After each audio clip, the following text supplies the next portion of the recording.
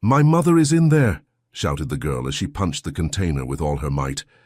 A millionaire heard her and ran to check, without imagining what he was about to witness. When he approached to look, he was shocked. Watch until the end. If this story interested you, don't forget to subscribe to our channel and tell us what city you're watching us from. We'll keep going.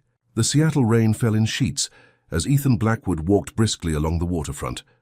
At 36, he had built Horizon Health Technologies into a billion-dollar enterprise, revolutionizing patient care systems across the country.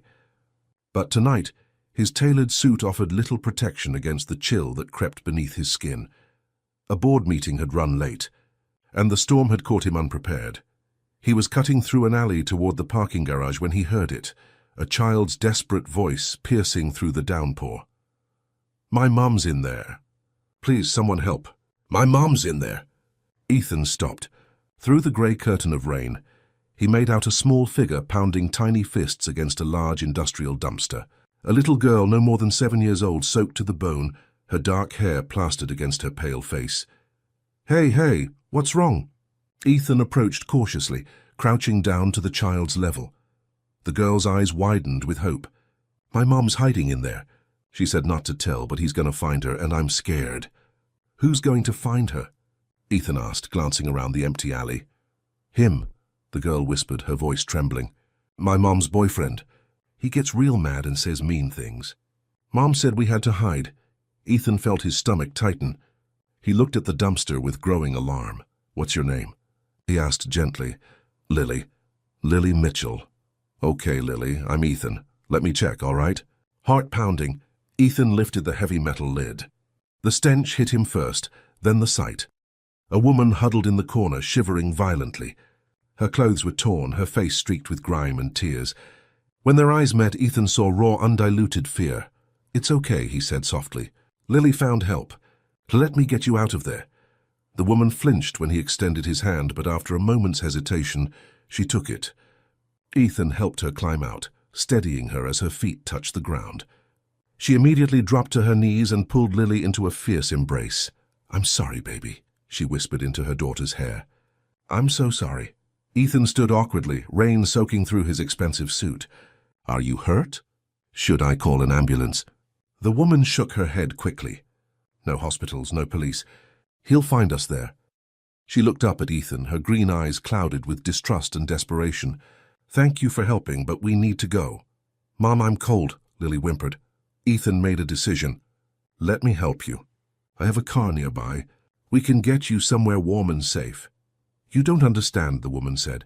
"He'll come looking." "What's your name?" Ethan asked. Sarah Mitchell." "Sarah, I promise you I can keep you both safe. I have resources, connections. So at least let me get you somewhere dry for tonight." Before Sarah could respond, they heard heavy footsteps splashing through puddles at the far end of the alley. A man's voice called out, slurring slightly. "Sarah? Lily? Where the hell are you two hiding?" Sarah froze, her arms tightening around Lily. "It's him," she whispered. Ethan straightened, squaring his shoulders. "Get behind that dumpster with Lily. Don't come out until I say so." "You don't know what he's capable of," Sarah warned. "Neither does he," Ethan replied grimly. As Sarah and Lily disappeared behind the dumpster, Ethan stepped into the center of the alley. The approaching figure stumbled into view, a broad-shouldered man with disheveled hair and bloodshot eyes, reeking of alcohol even from a distance. "Who the hell are you?" the man demanded, stopping short when he spotted Ethan. "Jack, please just go home," Sarah called out, her voice quavering. Jack's head snapped toward the sound. "There you are. Playing hide-and-seek, huh? Real mature, Sarah." He took an unsteady step forward, but Ethan blocked his path. "The lady asked you to leave," Ethan said evenly.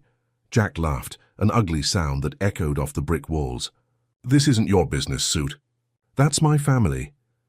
"Family doesn't hide in dumpsters out of fear," Ethan replied coldly. Jack's face darkened. "She exaggerates everything. Gets all dramatic. I'm just looking out for them, that's all." "By terrorizing a child?" "By hunting down a woman who's clearly afraid for her life." "You don't know anything about us," Jack snarled, his hands curling into fists. Ethan held his ground.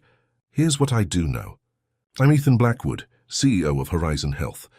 I have an army of lawyers on speed dial, and enough resources to ensure these two never have to fear you again. I can make restraining orders happen by morning. I can put security on them 24/7. I can make your life very, very difficult if you come near them again." Something in Ethan's tone, the absolute certainty, the quiet power, made Jack hesitate. "You think you can just walk in and take over?" Jack's voice was lower now, calculating. "They're mine. They're not property," Ethan replied, "and right now they're under my protection." The two men stared at each other through the rain, a silent battle of wills. Finally, Jack spat on the ground. "This isn't over," he muttered, backing away. "Not by a long shot." They watched as he retreated, disappearing around the corner. Only when his footsteps faded completely did Ethan turn back to the dumpster. "It's safe now," he called softly. Sarah emerged slowly, Lily clutching her hand. "He'll be back," she said. "He always comes back." "Not this time," Ethan said with quiet resolve. "Come on. My car's not far." As they walked through the rain toward the parking garage, Ethan sent a text to his head of security. By the time they reached his Tesla, a response had come through confirming a suite at the Olympic Hotel was being secured, with private security arranged. "Safe tonight, free tomorrow," Ethan told Sarah as he opened the car door for her and Lily. "That's the plan. Are you with me?" Sarah studied his face, searching for deception, for hidden agendas. Finding none, she nodded slowly. "Why are you doing this?" she asked as they pulled out of the garage. Ethan's eyes met hers in the rearview mirror. "Because when I was 10, no one stepped in to help my mother. And I promised myself that if I ever had the power to stop something like that, I would." In the back seat, Sarah drew Lily closer, the child already half asleep against her shoulder. For the first time that night, she allowed herself to believe that maybe, just maybe, they had found a way out. What neither of them realized was that Jack's threat wasn't just angry words. Back in the alley, he was already making a call to someone who had been waiting for precisely this opportunity. Someone who had been watching Ethan Blackwood for years, patiently plotting his downfall. "It's happening," Jack said into the phone, "just like you said it would." He took the bait. The Olympic Hotel's penthouse suite glowed warmly against Seattle's night skyline. Sarah stood at the floor-to-ceiling windows, watching raindrops race down the glass, while Lily slept peacefully in the adjoining bedroom. Fresh clothes lay neatly folded on the couch, delivered by hotel staff along with a hot meal that Sarah had barely touched. "The security team is in place," Ethan said quietly, entering the living area after finishing a call in the hallway. "Two people at the elevator, one at the emergency exit. No one gets up here without clearance." Sarah turned from the window, arms wrapped tightly around herself. "This doesn't feel real." "I know," Ethan replied. He maintained a respectful distance, acutely aware of how overwhelming this situation must be for her. "Tomorrow we'll start working on more permanent solutions." "I can't afford permanent solutions," Sarah said flatly.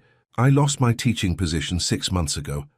Jack convinced me to move in with him to save money, and here we are.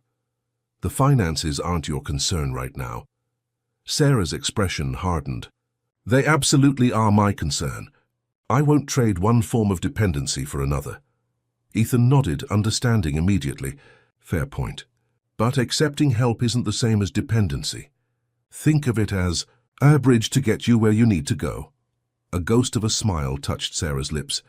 "You're good with words, Mr. Blackwood." "Ethan, please. And it comes with the territory. Half my job is convincing skeptical hospital boards to take chances on new technology." Sarah sank onto the couch, exhaustion finally catching up to her. "Why are you really doing this?" "And don't give me the abbreviated version this time." Ethan hesitated, then sat in the armchair across from her. "My father was a lot like Jack. Charming in public, a nightmare behind closed doors. My mother spent years trying to leave. When she finally did, he found us. The system failed her at every turn." He paused, his jaw tightening. "I was too young to protect her then. But I'm not young or powerless anymore." "I'm sorry that happened to you," Sarah said softly. "I'm sorry it's happening to you," Ethan countered. "But unlike my mother, you won't be facing this alone." Sarah's phone buzzed on the coffee table. She glanced at it and her face paled. "It's Jack. 17 missed calls and now a text." She turned the screen toward Ethan. "Where are you?" "We need to talk. This isn't over. May I?" Ethan reached for the phone. When Sarah nodded, he took it and powered it down completely. First rule of safety planning. New phone, new number tomorrow. Tonight we rest. Safety planning? Sarah echoed. I have someone coming to meet us in the morning. Maya Thompson, the best family law attorney in the state. Sarah laughed humorlessly. I can't afford a parking ticket, let alone the best attorney in Washington. I've already taken care of it, Ethan said. Before Sarah could protest, he added, consider it an investment in justice. Maya has helped dozens of women in your situation through my foundation. You have a foundation? Ethan nodded. The Claire Blackwood Foundation, named after my mother. We provide legal assistance and safe housing for survivors of domestic violence. For a moment, Sarah was speechless. I don't know what to say. You don't have to say anything. Just promise me you won't disappear in the night out of some misplaced sense of pride or fear. Sarah's gaze drifted toward the bedroom where Lily slept. Everything I've done for the past 7 years has been for her. Every compromise, every second chance I gave Jack. I told myself it was to give her stability. Her voice broke. But tonight, seeing her out in that rain, pounding on that dumpster, I realized what I've been teaching her. That fear is normal. That hiding is how we survive. Children are resilient, Ethan said gently, and you've protected her as best you could. Have I? Sarah wiped away a tear. Sometimes I think the worst scars are the ones you can't see. The constant walking on eggshells, the tension in the air. Tomorrow is a new beginning, Ethan promised, for both of you. Later that night, after Sarah had finally retreated to the second bedroom, Ethan sat alone in the darkened living room. His laptop glowed as he typed furiously, sending emails to his executive team explaining his sudden absence, making arrangements for the coming days, and gathering resources for Sarah and Lily. His phone rang, his head of security. Tanner Brooks. We've got a situation, Tanner said without preamble. Wilson's been making noise. Hit up 3 hotels near the waterfront looking for them, making a scene at each one. We're monitoring, but I thought you should know. Increase security at the Olympic, Ethan ordered. I don't want him within a block of this place. Already done. There's something else. I ran a background check on Wilson like you asked. His finances don't add up. He's been unemployed for 10 months, behind on his car payments, but somehow he's been making rent on time in a decent apartment. And 3 weeks ago he paid off a $7,000 credit card bill in cash. Ethan frowned. Someone's bankrolling him. Looks that way. And there's another thing, the apartment he and Sarah were living in. It's owned by a shell company that I'm still trying to trace. This doesn't feel like a typical domestic situation, boss. Keep digging, Tanner. I want to know everything about Jack Wilson by morning. After ending the call, Ethan walked to the window, staring out at the glittering city below. Something about this situation felt calculated, but he couldn't place exactly why. A nagging sense of familiarity tugged at his consciousness. His reflection stared back at him from the glass, and for a moment, he saw his 10-year-old self, terrified, helpless, watching his father's rage destroy everything. He'd spent decades building walls around those memories, channeling that pain into success, into wealth, into the power to make a difference. Now, looking at his adult reflection with the Seattle skyline spread out before him, Ethan made a silent vow. Whatever was happening here, whatever Jack's game was, Sarah and Lily would not become casualties. Not on his watch. Morning came with the smell of coffee and the sound of childish laughter. Ethan emerged from his room to find Lily at the dining table, happily devouring a stack of pancakes, while Sarah stood by the service cart, pouring coffee. "Mr. Ethan!" Lily exclaimed, her mouth full of pancake. "Mom let me order anything I wanted for breakfast." "Lily, don't talk with your mouth full," Sarah admonished gently. But her expression was lighter than it had been the night before. She offered Ethan a cup of coffee. "I hope you don't mind. You were still sleeping when room service called." "Not at all," Ethan said, accepting the coffee gratefully. "How did you sleep?" "Better than I have in months," Sarah admitted, knowing there was security outside. It made a difference. A knock at the door made them all freeze. Sarah instinctively moved toward Lily. "It's okay," Ethan reassured them, checking his phone. "That should be Maya." He opened the door to reveal a sharply dressed woman in her 40s, her dark hair pulled back in a sleek bun, a leather briefcase in hand. "Sorry I'm early," Maya Thompson said, striding in with practiced confidence. "But we have a lot of ground to cover." She spotted Sarah and her professional demeanor softened slightly. "You must be Sarah. I'm Maya Thompson. And this must be Lily." Lily waved shyly, a bit of syrup on her chin. "Thank you for coming," Sarah said, clearly intimidated by Maya's polished presence. "That's what I do," Maya replied with a warm smile. "Now, before we get started, I need you to understand something. Everything you tell me is protected by attorney-client privilege. The more I know, the better I can help you." Sarah nodded, glancing at Lily. Ethan caught the look. "Hey, Lily," he said. "Did you know this suite has a media room with every Disney movie ever made? Would you like to check it out while your mom talks with Miss Thompson?" Lily's eyes widened. "Can I, Mom, please?" After Sarah's nod of approval, Ethan led Lily to the media room, setting her up with Moana before returning to the main room where Maya had already spread documents across the dining table. "We need to move quickly," Maya was saying. "The first step is an emergency restraining order. I've already prepared the paperwork based on what Ethan told me, but I'll need you to fill in the details, Sarah." For the next hour, Sarah recounted her history with Jack Wilson, how they'd met 18 months ago when she was at her most vulnerable, how his charming facade had gradually given way to controlling behavior, jealousy, and eventually threats. 3 days later, Sarah sat in Maya Thompson's downtown office, watching Seattle's persistent drizzle trace patterns on the window.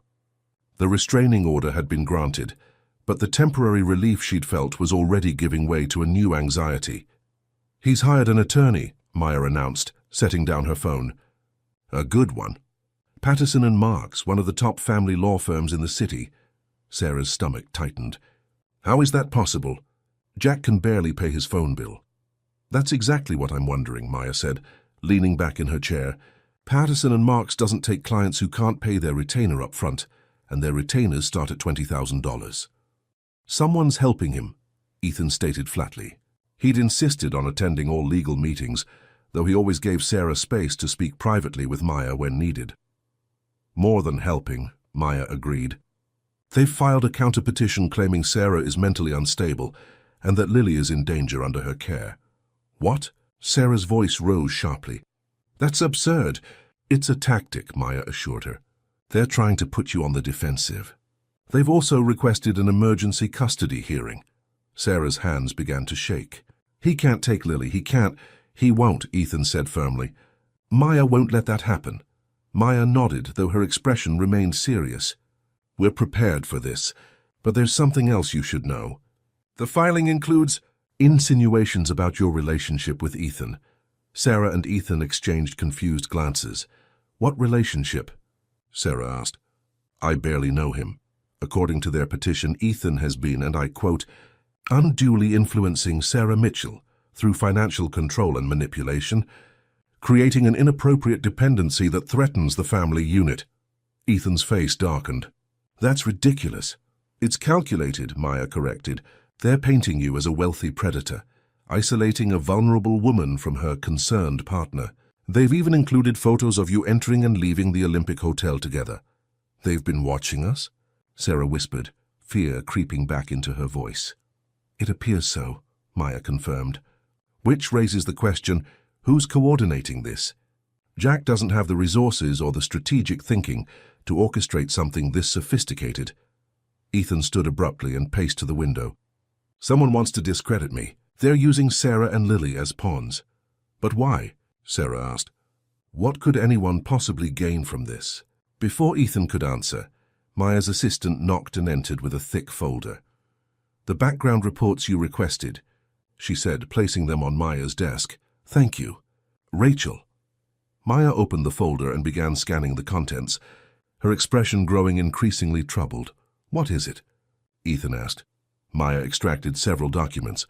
"Jack Wilson's employment history shows he worked for Bennett Pharmaceuticals until about 18 months ago. He was let go during a round of layoffs." Ethan went completely still. "Bennett Pharmaceuticals? Yes, means something to you?" "Howard Bennett," Ethan said quietly. "The CEO. I testified against him 3 years ago in a federal case. He was convicted of fraud for falsifying clinical trial data." Sarah looked between them. "What does that have to do with Jack?" "Howard Bennett swore he'd ruin me," Ethan explained. "Said I'd regret the day I betrayed him. I never thought—" He trailed off, the implications sinking in. Maya quickly flipped through more pages. "Jack Wilson. His mother's maiden name is Bennett. He's Howard Bennett's nephew. The room fell silent as the pieces began to align. You think this is some kind of revenge plot? Sarah asked incredulously. Using me and Lily. It would explain the resources being poured into this, Maya said. But we need proof, not just conjecture. Ethan returned to his seat, his expression grave. How do we get that proof? I'm going to file for discovery, demand financial records from Jack's legal team, and petition for information on who's paying their bills, Maya declared. In the meantime, we need to keep you and Lily secure. We're fine at the hotel, Sarah began, but Maya shook her head. Now that they've made their move, the hotel is too public. Too many staff, too many ways for someone to track your movements. She's right, Ethan agreed. I have a property in Madison Park, private, gated, with a state-of-the-art security system. You and Lily would be safer there. Sarah hesitated. Won't that just give more ammunition to their claims about you controlling me? At this point, your safety matters more than perception, Maya advised. We can address the optics in court. As they left Maya's office, Ethan received a call from Tanner. His expression grew increasingly alarmed as he listened. What is it? Sarah asked when he hung up. Jack tried to enter the Olympic Hotel an hour ago. When security stopped him, he became belligerent, claiming his family was being held against their will. The police were called. Sarah paled. Is he in custody? No, he left before they arrived, but he made quite a scene. Multiple witnesses, security footage. It all supports our case for the restraining order. Or it was a distraction, Maya suggested, her lawyer's mind racing ahead. Creating a public spectacle while someone else did something we're not seeing. Yet, the uneasy feeling followed them as they drove to Madison Park. Ethan's property was a modern architectural marvel tucked behind tall evergreens, invisible from the street. The security gate opened automatically as they approached, closing firmly behind them. Inside, the spacious home was warm and surprisingly comfortable despite its high-end design. Floor-to-ceiling windows overlooked Lake Washington, while advanced smart home technology controlled everything from lighting to temperature. This place is amazing, Lily whispered in awe, twirling in the open-concept living room. It's just temporary, Sarah reminded her, though she too was impressed by the space. Ethan showed them to adjoining guest rooms upstairs. Make yourselves at home. The kitchen is fully stocked, and there's a security panel in every room. Just press the red button if you need help immediately. It feels like we're hiding, Sarah said softly. Once Lily had gone to explore her room. Sometimes hiding is strategic, not cowardly, Ethan replied. My mother never had a safe place to hide. That made all the difference. As evening fell, they settled into an unexpected domesticity. Lily convinced Ethan to help her build a pillow fort in the living room, while Sarah prepared dinner from the well-stocked kitchen. For a few hours the tension eased, replaced by something that felt dangerously close to normalcy. After Lily went to bed, Sarah found Ethan on the terrace, staring out at the lake. Thank you, she said, joining him at the railing. Lily hasn't laughed like that in months. Ethan smiled. She's a remarkable kid, strong like her mother. I don't feel strong, Sarah admitted. I feel like I've dragged you into a nightmare. You haven't dragged me anywhere. If anything, it seems like forces beyond either of us pushed us together. He paused. If Howard Bennett is behind this, he's been planning it for years. Why go to such elaborate lengths? Why not just, I don't know, sue you or something? Because this isn't about money, Ethan said grimly. It's about destroying what I care about most, my reputation, my sense of doing good in the world. He wants to turn me into the very thing I fight against. Sarah studied his profile in the dim light. You're not him, you know, Jack, your father. You're not them. Sometimes I worry about becoming something worse, Ethan confessed. Someone who thinks their wealth and power gives them the right to control others, even if it's for their own good. Is that why you created the foundation? To keep yourself in check? Ethan nodded slowly, partly, and to give meaning to my mother's suffering. To make it matter somehow. They stood in companionable silence until Sarah shivered in the cool night air. Without thinking, Ethan removed his jacket and draped it over her shoulders. Their eyes met briefly, an unspoken current passing between them before Sarah looked away. We should get some rest, she said quietly. Maya mentioned the custody hearing could be as soon as next week. As Sarah headed inside, Neither of them noticed the small, blinking light in the darkness across the lake, a high-powered camera lens capturing their every move, feeding images back to someone who had been waiting for exactly this moment. Someone who knew that the perfect trap isn't built with steel or stone, but with the appearance of impropriety and the court of public opinion. The King County Courthouse buzzed with quiet tension as Sarah sat rigidly beside Maya, her eyes fixed on the double doors through which Jack would soon enter. 1 week had passed since they discovered the possible connection to Howard Bennett, and the emergency custody hearing was now underway. "Remember what we discussed," Maya murmured. "Answer only what's asked. Don't volunteer information. Don't look at Jack. Keep your eyes on the judge or on me." Sarah nodded, her hands clasped tightly in her lap. Ethan sat directly behind her, a silent pillar of support. They'd all agreed it was best for him to maintain some distance during the proceedings, given the allegations about his involvement. The doors opened, and Jack Wilson entered with his attorney, a polished woman in her 50s whose reputation preceded her. Caroline Patterson was known for her ruthless efficiency in family court. "All rise," the bailiff announced, as Judge Eleanor Reeves entered the courtroom. What followed was 2 hours of carefully orchestrated character assassination. Patterson painted Sarah as emotionally unstable, presenting therapy records that had been selectively edited to emphasize postpartum depression she'd experienced years earlier. They produced affidavits from concerned neighbors who claimed to have heard Sarah shouting at Lily. Conveniently, none of these witnesses were present to be cross-examined. When Patterson introduced photos of Sarah and Ethan at the Olympic Hotel, Maya objected immediately. "Your Honor, these photos represent an egregious invasion of privacy and have no bearing on Ms. Mitchell's fitness as a mother." "On the contrary," Patterson countered smoothly, "they demonstrate a pattern of Ms. Mitchell falling under the influence of controlling men. First Mr. Wilson, now Mr. Blackwood, who has effectively isolated her and the child from their community."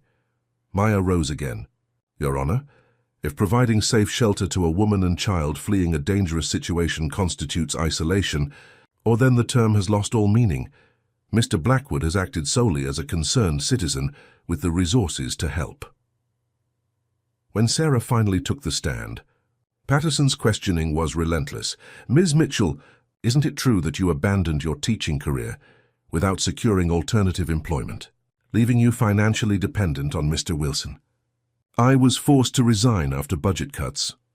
"A simple yes or no will suffice," Patterson interrupted. "Objection," Maya called. "The witness should be allowed to explain her answer." "Sustained," Judge Reeves ruled. "Ms. Mitchell, please continue." Sarah took a deep breath. "I was part of a reduction in force at Seattle Heights Elementary. I tried to find another teaching position, but Jack, Mr. Wilson, insisted I focus on caring for Lily instead. And now you've transferred that financial dependency to Mr. Blackwood, correct?" "No, Mr. Blackwood is helping us temporarily while I get back on my feet."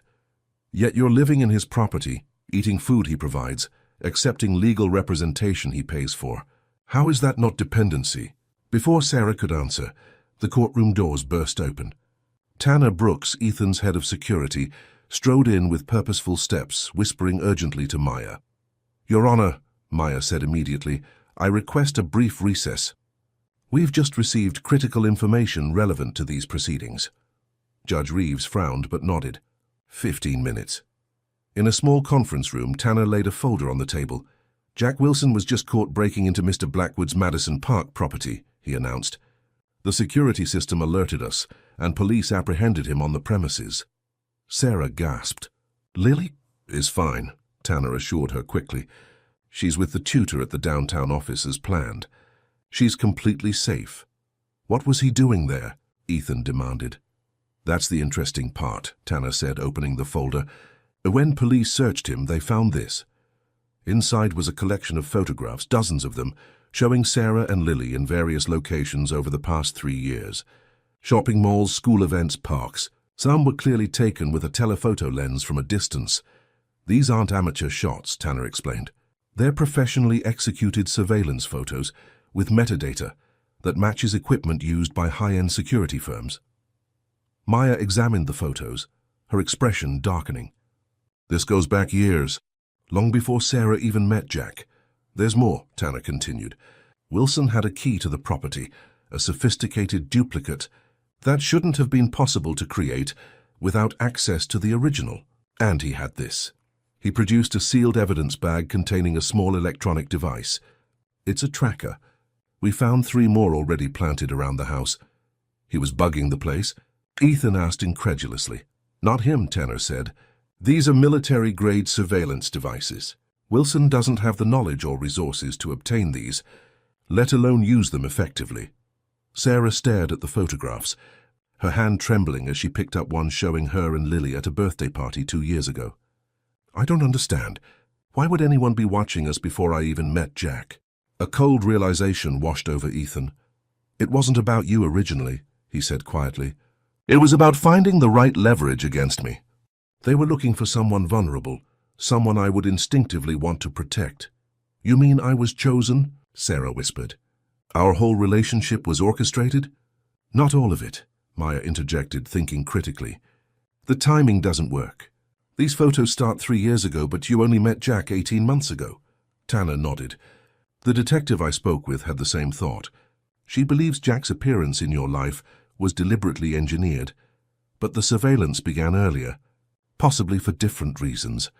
The implications hung heavy in the air as they returned to the courtroom. Judge Reeves listened intently as Maya presented the new evidence, while Patterson's objections grew increasingly desperate. Your Honor, these allegations are a transparent attempt to divert attention from the real issue, Ms. Mitchell's fitness as a parent. On the contrary, Maya countered, this evidence demonstrates that Mr. Wilson has violated the existing restraining order, committed breaking and entering, and appears to be involved in a coordinated surveillance operation targeting Ms. Mitchell and her daughter. I move that all his petitions be dismissed and that the court grant Ms. Mitchell sole temporary custody pending a full investigation. Judge Reeves studied the evidence with a furrowed brow. Miss Patterson, does your client have an explanation for these photographs or his presence at Mr. Blackwood's property today? Patterson conferred briefly with Jack, whose face had gone ashen. My client exercises his Fifth Amendment right not to incriminate himself, Your Honor. I see. Judge Reeves removed her glasses. Given the evidence presented, and Mr. Wilson's apparent violation of the existing restraining order, I'm granting temporary sole custody to Ms. Mitchell. Mr. Wilson will have no contact with the child, pending further hearings and a complete investigation into these disturbing allegations. Court is adjourned. As they left the courthouse, reporters had already gathered on the steps, alerted to the dramatic developments. Maya skillfully guided Sarah through the crowd, while Ethan slipped out a side entrance to avoid fueling further speculation about their relationship. Back at the Madison Park house, which had been swept for additional surveillance devices, Sarah paced the living room while Lily played in her bedroom, blissfully unaware of the day's events. I still don't understand, Sarah said when Ethan arrived. Who would go to such lengths? Even if Howard Bennett hates you, this seems excessive. Howard Bennett lost everything because of me, Ethan explained. His company, his reputation, his freedom. Men like that don't think in terms of proportional response. But how did they find me? Why me specifically? Ethan hesitated, then decided Sarah deserved complete honesty. 4 years ago, my mother asked me to help find distant relatives we'd lost touch with. I hired investigators to trace family connections. Your grandmother and my grandmother were cousins, though they never knew each other. Sarah stared at him in disbelief. We're related, very distantly. Third cousins, technically. And you didn't think to mention this. I didn't make the connection until recently, Ethan admitted. The investigators delivered their report just before my mother passed away. I never even read the full findings, but someone else must have gotten access to that information, someone who realized they could use it. Sarah sank onto the couch, overwhelmed. So this whole thing, meeting Jack, the relationship, everything, it was all engineered to what? Get to you through me? I think so, but there are still missing pieces. The surveillance continued after my mother died, which means someone else took over the operation. Sarah's phone chimed with a text message. She checked it and her expression brightened slightly. It's Rebecca. She heard about what happened in court today. Rebecca? Ethan asked. My old colleague from Seattle Heights. We taught together before the layoffs. She's been checking in on me ever since she heard about the restraining order. Sarah typed a quick reply. She wants to meet for coffee tomorrow. Says she might have a job lead for me. Ethan nodded, but something about the timing nagged at him. That's great. Maybe I should have Tanner join you just as a precaution. Ethan, Sarah said firmly, I appreciate everything you've done, but I need to start reclaiming my life. I can't have security following me to coffee with a friend. You're right, Ethan conceded. I'm sorry. Old habits. What neither of them realized was that Rebecca Davis had already played her part in the elaborate scheme, a scheme that was about to enter its next, more dangerous phase. Rebecca Davis looked exactly as Sarah remembered, stylishly disheveled blonde hair, oversized glasses, and that warm, infectious smile that had made her a favorite among students at Seattle Heights Elementary. They sat at a corner table in Elm Coffee Roasters, steam rising from their mugs as rain tapped against the windows. I still can't believe everything you've been through, Rebecca said, reaching across the table to squeeze Sarah's hand. When I saw that article about the custody hearing, I nearly fell off my chair. Sarah grimaced. The media coverage has been intense. Of course it has. Ethan Blackwood is Seattle royalty. Anything he does makes news. Rebecca stirred her latte thoughtfully. So what's he really like? The tabloids make him sound like some tech genius with a hero complex. He's been kind, Sarah said carefully. Genuinely helpful without expecting anything in return. Rebecca raised an eyebrow. Nothing at all? Come on, Sarah, men like that always want something. Not Ethan, he's different. Different how? Sarah found herself struggling to articulate exactly what made Ethan special. His quiet strength. His respect for her autonomy, even while providing protection. The way he connected with Lily without trying to replace her father figure. He just is, she said finally. Anyway, you mentioned a job lead. Rebecca brightened. Yes. The private school where I've been tutoring has an opening for a literacy specialist. The pay is amazing, and they're desperate to fill the position. I already mentioned you to the principal. For the first time in weeks, Sarah felt a flutter of hope that had nothing to do with court cases or restraining orders. That sounds perfect. When could I interview? How about tomorrow? I can text you the details. Rebecca leaned closer. But Sarah, can I be honest about something? As your friend? Of course. I'm worried about you. Living in Ethan Blackwood's house, becoming dependent on him. It feels like you're trading one controlling situation for another. Sarah stiffened. It's not like that. Maybe not intentionally, Rebecca conceded. But power imbalances have a way of asserting themselves, even with the best intentions. I've seen the security team that follows you. The way everything gets filtered through his resources, his connections. That's for protection. Jack broke into the house, Rebecca. I know, and that's terrible. But at what point does protection become control? Rebecca's voice softened with concern. When was the last time you made a decision without considering what Ethan would think? The question landed like a stone in still water, rippling through Sarah's consciousness. She had been making choices. The legal strategy with Maya, activities with Lily, even this coffee meeting. But Rebecca's words stirred a dormant uneasiness. I'm just saying, be careful, Rebecca continued. Make sure you're building your independence alongside your safety. That's all. By the time they parted, Sarah's thoughts were in turmoil. She walked through Pike Place Market, barely noticing the colorful produce displays or the flying fish that normally delighted tourists.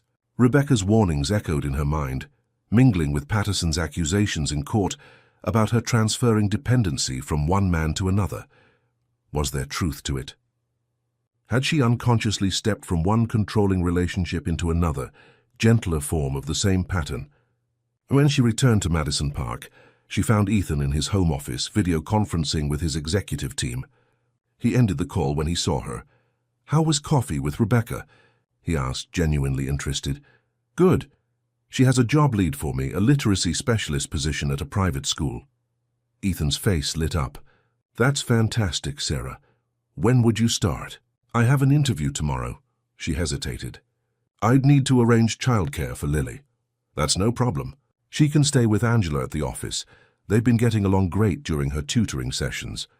Sarah nodded, but something in her expression must have revealed her inner conflict. What's wrong? Ethan asked. Nothing, just thinking about logistics. Ethan studied her face. It's more than that. Did something happen with Rebecca? Sarah sank into a chair opposite his desk. She raised some concerns about our arrangement, about dependency. Understanding dawned in Ethan's eyes. She thinks I'm controlling you. Not exactly. She just pointed out that there's an inherent power imbalance, that maybe I'm trading one form of dependency for another. Ethan was silent for a long moment. And what do you think? I think, Sarah chose her words carefully, I think it's complicated. You've done so much for us and I'm grateful. But sometimes I wonder if I'm really moving forward or just existing in a different kind of bubble. Before Ethan could respond, his phone buzzed with a text from Maya. His expression darkened as he read it. What is it? Sarah asked. Maya was in a hit-and-run accident this morning. She's in the hospital, Sarah gasped. Is she okay? Stable but serious. Broken leg concussion. He looked up, his eyes troubled. She says it wasn't an accident. The car accelerated toward her in a crosswalk. No attempt to brake. You think it's connected to our case? I don't believe in coincidences anymore. Ethan stood abruptly. I need to see her. Will you be okay here? Actually, Sarah said, making a sudden decision, I'd like to come with you. Maya's been fighting for us. I want to show my support. At Harborview Medical Center, they found Maya propped up in bed, her leg in a cast, a bandage around her head, but her mind as sharp as ever.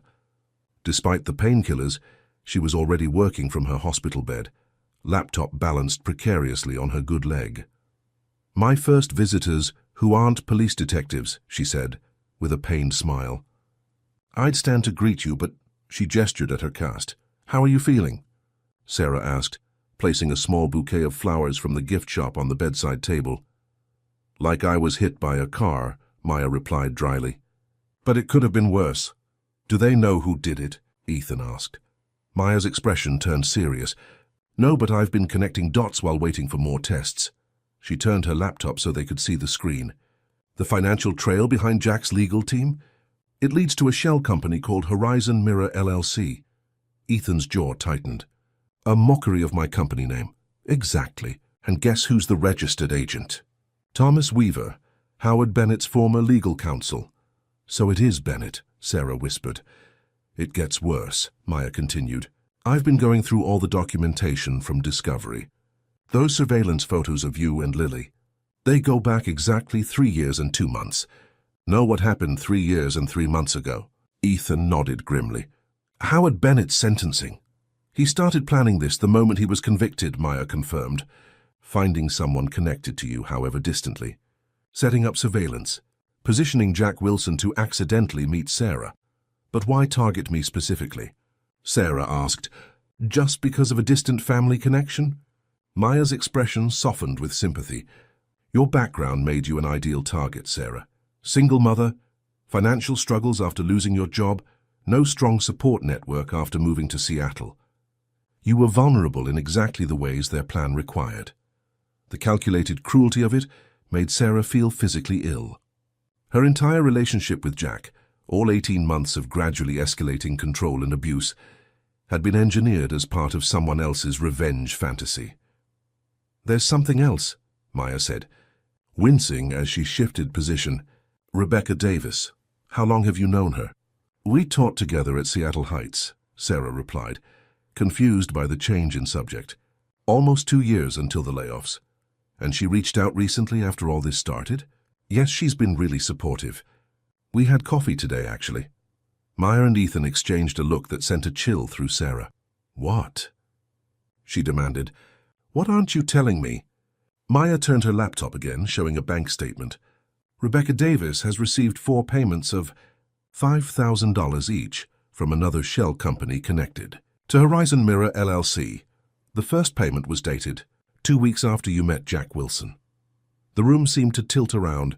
Sarah, that's not possible. Rebecca was my friend before any of this started. Was she? Maya asked gently. Or did she appear in your life around the same time you started at Seattle Heights? Right when Bennett's operation was looking for ways to position people close to you. Sarah's mind raced back, trying to reconstruct the timeline. Rebecca had been hired a month after her, had immediately befriended her, had even encouraged her to try online dating after Sarah mentioned being lonely in the new city. She introduced me to the dating app where I met Jack, Sarah whispered. The realization hitting her like a physical blow. She practically set up my profile. Ethan moved to her side, steadying her as the full implications became clear. Her life had been manipulated on multiple fronts. Key relationships engineered by unseen hands, all to create the perfect pressure points for a revenge plot against Ethan. I need to get back to Lily, Sarah said suddenly, panic rising in her throat. If Rebecca is part of this, Lily's safe, Ethan assured her. I texted Tanner the moment Maya mentioned Rebecca. He's with Lily now and he's added Rebecca to the security watch list. But Sarah was already on her feet. We need to go now. As they rushed from the hospital, none of them noticed the orderly watching from the nurse's station, the same man who had delivered flowers to 3 other rooms that morning, each containing a small surveillance device nestled among the blooms. The trap was closing, but not in the way any of them expected. The following week passed in a blur of heightened security and mounting tension. Rebecca's calls went unanswered, her texts unread.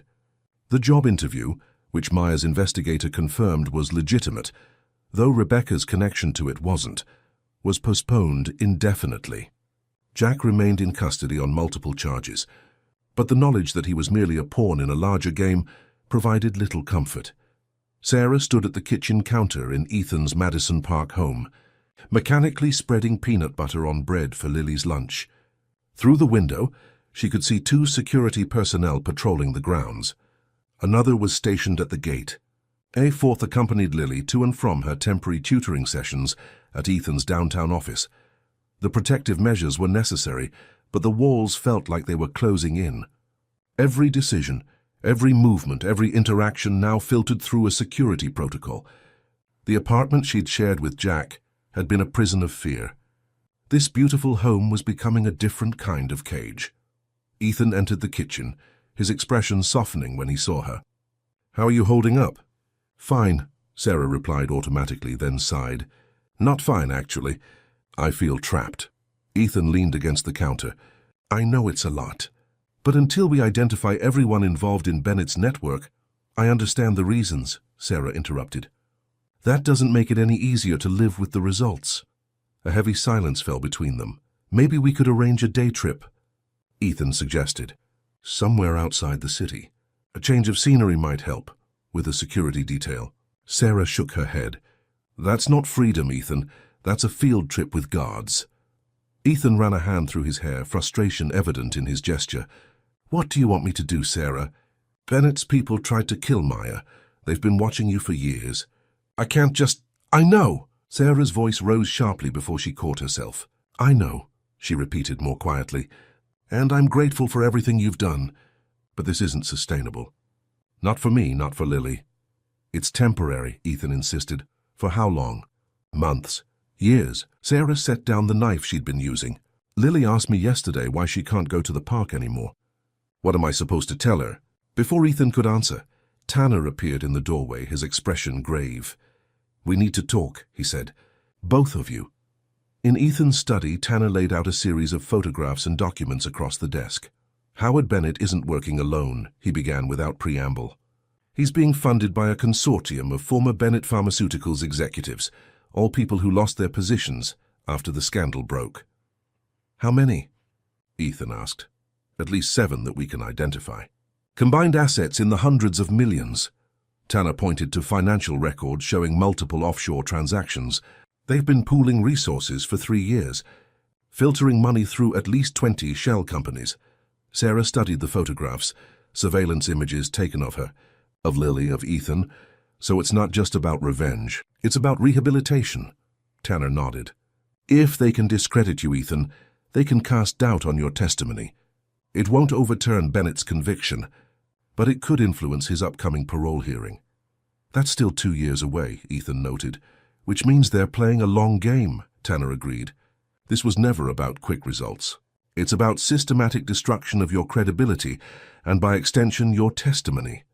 Sarah picked up a photograph of herself and Lily at a school event from 2 years ago. "How many others are there?"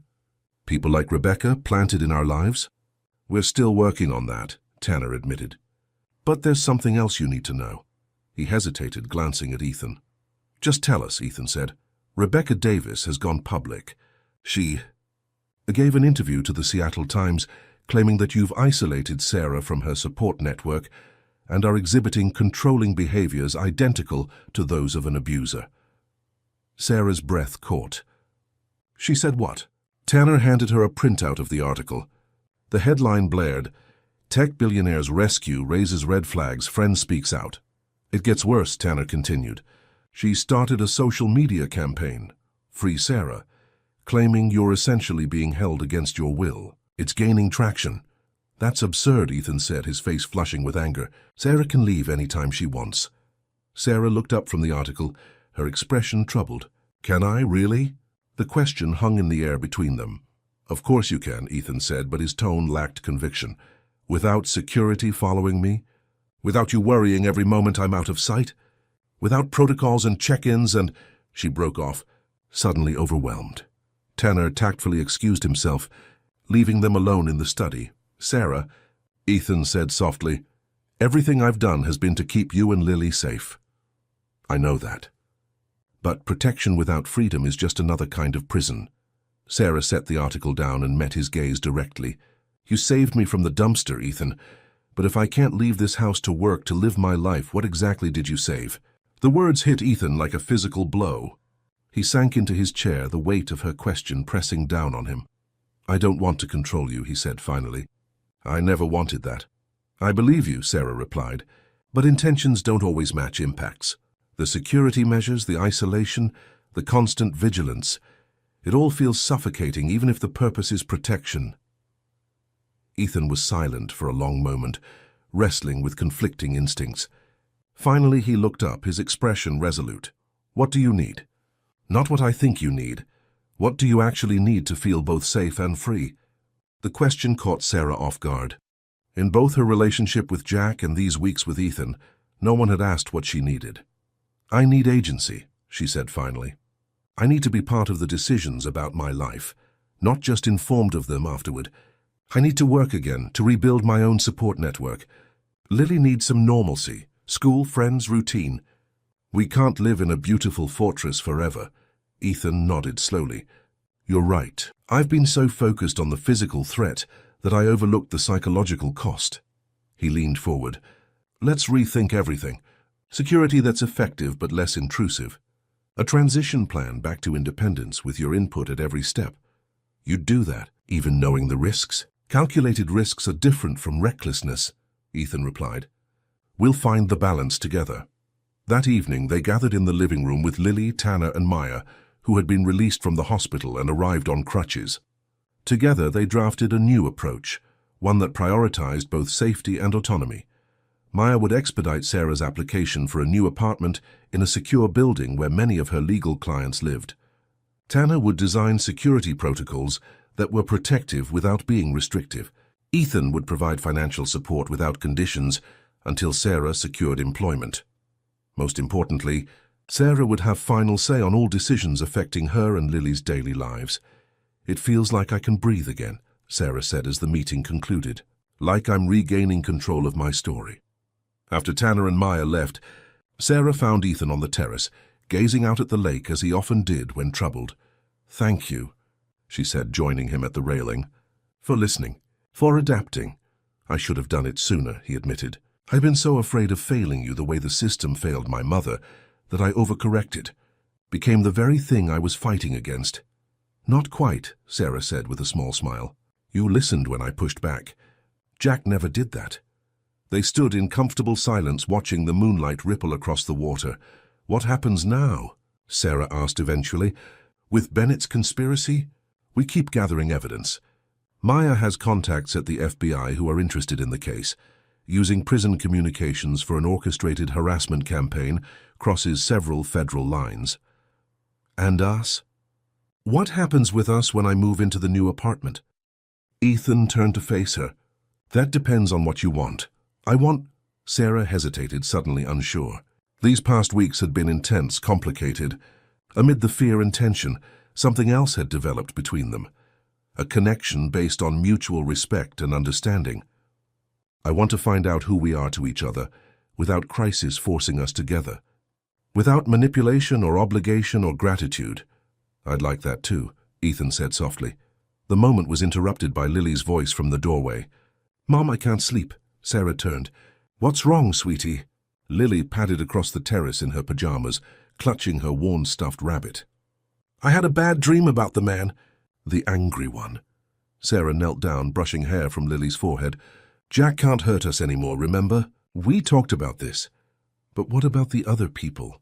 The ones who were helping him? Lily's perceptiveness sometimes startled Sarah.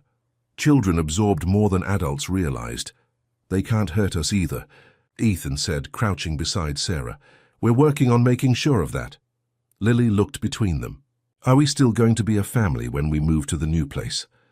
The question hung in the air, innocent yet profound. Sarah glanced at Ethan, seeing the same mixture of surprise and warmth she felt reflected in his eyes. We'll be... Sarah searched for the right words. We'll be people who care about each other very much. People who choose to be in each other's lives. Not because we have to, but because we want to. That sounds like family to me, Lily said with the simple wisdom of childhood. Later, after Lily had finally fallen asleep, Sarah sat on the edge of her bed, contemplating the child's words. Family. Was that what they were becoming? Not through obligation or circumstance, but through conscious choice and growing affection. The possibility both thrilled and terrified her. After everything, the manipulation, the engineered relationship with Jack, the discovery that even her friendship with Rebecca had been fabricated, how could she trust her own feelings? How could she be sure that what was developing between her and Ethan wasn't just gratitude or dependency, dressed up as something nobler? And yet, in the quiet moments, when no crisis loomed and no decision needed to be made, there was an undeniable connection between them. A mutual understanding that went beyond their shared ordeal. Maybe, Sarah thought as she turned out the light, true freedom wasn't the absence of connection, but the ability to choose one's connections openly, honestly, and without coercion. Perhaps that was what they were slowly building, a relationship founded not on rescue and gratitude, but on respect and choice. Tomorrow would bring new challenges. Rebecca's media campaign, Bennett's conspirators, the ongoing legal battles. But for the first time in months, Sarah felt something like hope. Not just for safety, but for a future where safety and freedom coexisted, where protection didn't mean control, and where love wasn't a trap, but a door opening to possibility. 6 months later, Sarah stood in the kitchen of her new apartment, arranging fresh flowers in a vase, while the aroma of freshly baked cookies filled the air. The space was modest compared to Ethan's lakeside mansion, a 3-bedroom unit in a secure building near Green Lake, but it was entirely hers. The rent was reasonable, covered by her salary as the literacy specialist at Lakeside Academy, the position Rebecca had ironically led her to. Mom! Ethan's here. Lily called from the living room where she'd been stationed at the window, eagerly awaiting his arrival. Sarah smiled at her daughter's excitement. Their Sunday routine had become sacred. Ethan would arrive at 10. They'd walk to the farmer's market together, then spend the afternoon cooking or working on one of Lily's ever more elaborate art projects. Today was special, though. It marked exactly 6 months since Sarah had moved into her own place. 6 months of rebuilding. 6 months of healing. 6 months of discovering who they were to each other, when neither crisis nor proximity forced them together. Right on time, Sarah said as Ethan entered, carrying a small wrapped package. He looked different these days, more relaxed. The perpetual tension in his shoulders eased. Weekly therapy sessions, he'd told her, were helping him untangle his need to protect from his fear of controlling. I brought something to celebrate the occasion, he said, handing the package to Lily, who bounced with anticipation. Can I open it now? She asked, looking between them. Go ahead. Sarah nodded.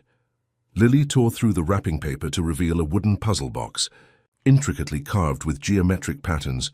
It's beautiful, Sarah murmured as Lily examined it from all angles. It's also a metaphor, Ethan said with a slight smile. Maya suggested it. There are 7 hidden compartments, each with a small gift inside. But they only open when you solve them in the right sequence, without force. Like life, Sarah observed. Exactly. Patience, persistence, and respect for the process. As Lily settled on the carpet to tackle the puzzle's first challenge, Sarah led Ethan to the kitchen. Coffee, she offered. Please. He leaned against the counter, watching her comfortable movements in the space she'd made entirely her own. How was your week? Good, busy. The literacy program is expanding next semester and they've asked me to lead it. That's fantastic, Sarah. Congratulations. Thanks. She handed him a mug. And your week? How's the foundation expansion going? On track. The new center opens next month. We've already got a waiting list for the transitional housing units. They carried their coffee to the small balcony overlooking the park, sitting in comfortable silence as they watched morning joggers circle the lake. So much had changed since that rainy night by the dumpster. Yet some things remained constant. The ease between them, the mutual respect, the unspoken understanding. I had dinner with Maya last night, Sarah said eventually. She updated me on the case. Ethan nodded, his expression turning serious. Bennett's parole hearing? Denied unanimously. The conspiracy charges added 15 years to his sentence. Sarah sipped her coffee. And the others involved, the executives who funded everything. They've reached a plea deal. Financial restitution, community service, no jail time but permanent industry blacklisting. How do you feel about that outcome? Sarah considered the question. Relieved, mostly. That it's over. That they can't hurt anyone else the way they hurt us. And Rebecca testified against the others in exchange for immunity. She's moved to Portland, apparently. Sarah set down her mug. You know what's strange? I'm still angry about what she did, but I also feel sorry for her in a way. Imagine building your entire life around someone else's revenge fantasy. Ethan nodded thoughtfully. Maya mentioned something similar about Jack. Said he was manipulated too, fed carefully selected information to trigger his worst impulses. Doesn't excuse what he did, but it makes the picture more complicated, Sarah finished. Nothing's as simple as victim and villain, is it? From inside came the sound of Lily's triumphant cry as she solved the first compartment of the puzzle box. They smiled at each other, sharing in her joy. She's thriving, Ethan observed. The nightmares.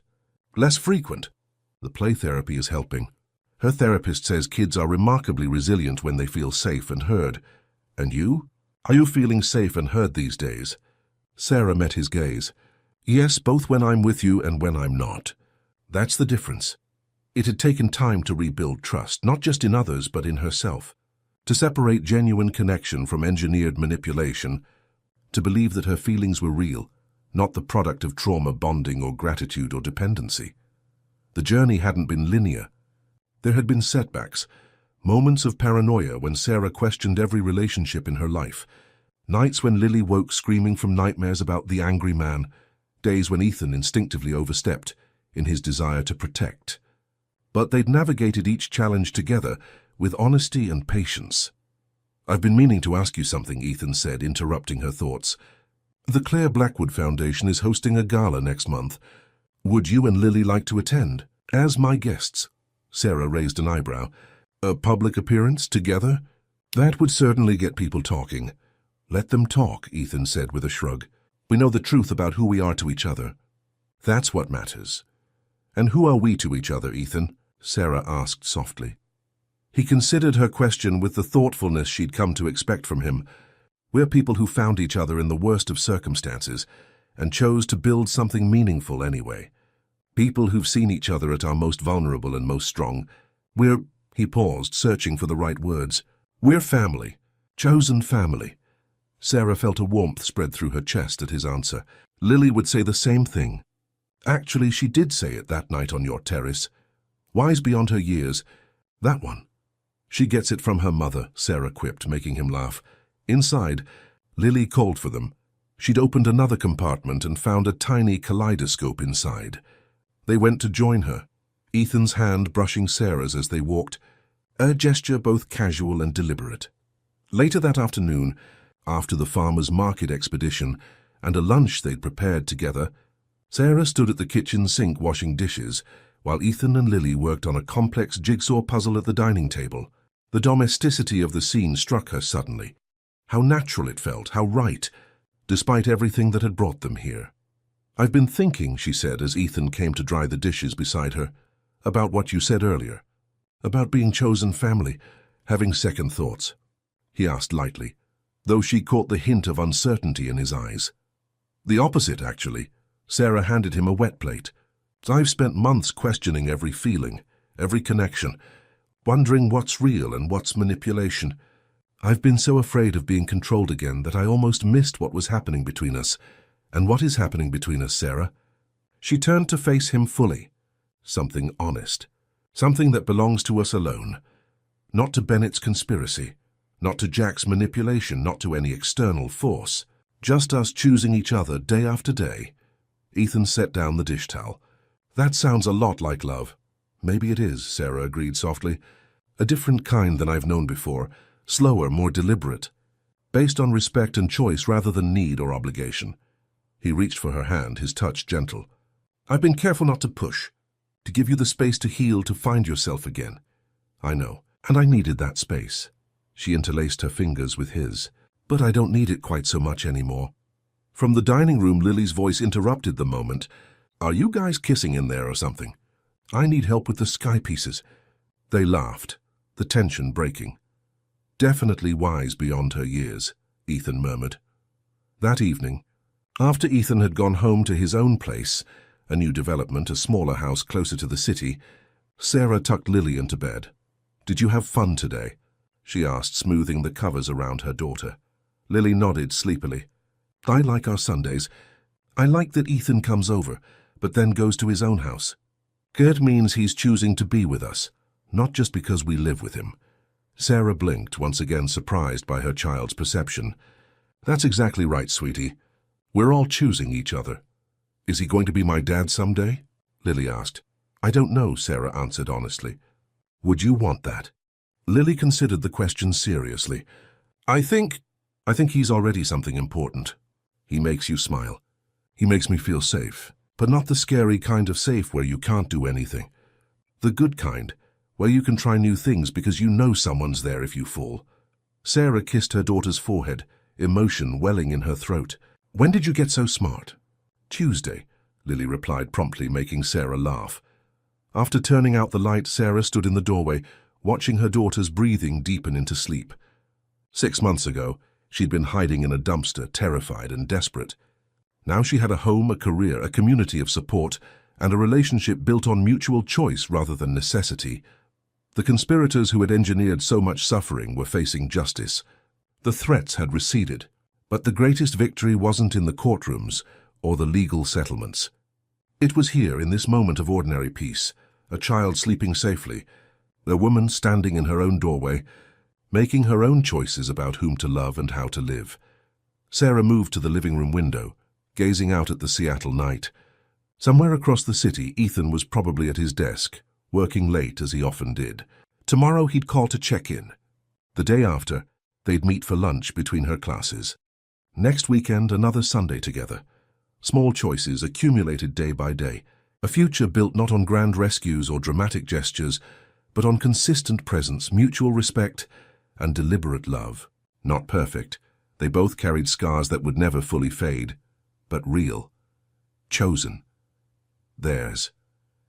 Sarah smiled, turning away from the window. She had dinner plans with colleagues from Lakeside on Tuesday. Lily had a play date on Wednesday. Life was moving forward, expanding beyond the narrow constraints of fear and survival into something richer, more textured. The puzzle box Ethan had given Lily sat on the coffee table, 3 of its 7 compartments now open.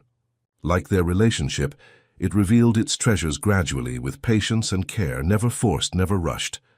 Each discovery earned through attention and respect for the process. Sarah ran her fingers over the intricate woodwork, feeling the hidden mechanisms beneath the surface. There was beauty in the complexity, in the careful engineering that required understanding rather than strength to unlock. Safe but free, she murmured to herself. That's the balance. Outside her window, Seattle continued its rhythmic pulse of light and life. Inside, in the quiet of her own chosen space, Sarah Mitchell breathed deeply, fully, without fear. Tomorrow would bring new challenges, new choices, new moments of connection. But for tonight, this was enough, this hard-won peace, this carefully constructed freedom, this love built choice by choice, day by day, without coercion or obligation. This, at last, was what it meant to be truly rescued, not taken from one cage to another, but given the keys to build one's own home. with doors that opened from both sides, windows that let in light, and